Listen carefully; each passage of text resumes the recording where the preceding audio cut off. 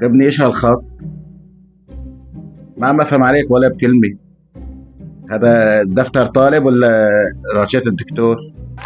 بابا هاي واجباتي بالمدرسة، الخط بس شوي كبير. لك ابني هذا كبير. هذا اذا شافوه المعلمين راح يفكروا واحد كاتب بالجرافة مو بالقلم. معلمة قالت المهم أفهم أنا شو كاتب. لك ابني انا كمان بدي افهم مشان اعرف ايش بدي اساعدك في الواجب. بابا ليش ما تكتب لي وأنا أقول الجواب؟ انت بدك يكتب الواجب عنك؟ إيه عشان آخذ علامات كتير عليه.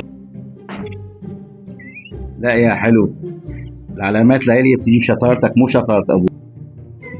بس أنت أستاذ الخاص. وانت تلميذي الذكي.